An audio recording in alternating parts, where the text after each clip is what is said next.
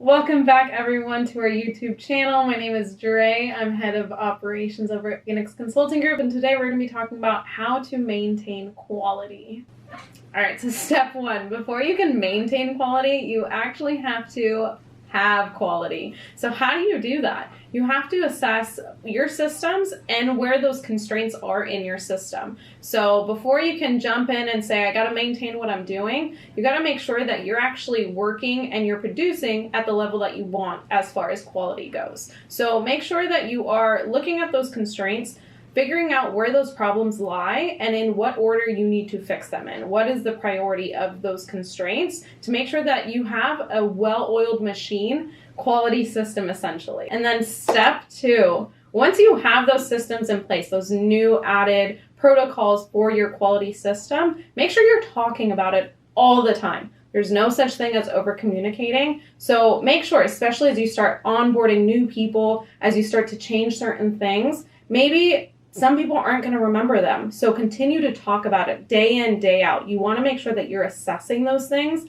on a daily, weekly basis, not monthly, not quarterly. You got to talk about it all the time to make sure that everyone is on the exact same page when it comes to what does quality look like? What does good look like? What does great look like? Step three, make sure you're creating metrics around what quality looks like. You really want to make sure that everyone knows what these numbers are. You can't manage what you don't measure. So if you're not measuring what these quality aspects are, you're not going to be able to manage your system correctly. So make sure everybody knows exactly what good, great, excellent looks like when it comes to metrics. Step four, we got to reassess. It's very unlikely that you are going to implement the system and never have to change it again. So make sure that you are reassessing when you aren't hitting the metrics that you want, when something falls off. Just make sure that you're sitting down, looking at the numbers and making sure, okay, where do we need to adjust so that going forward, we don't run into these issues, so that everything is very much a great, excellent system.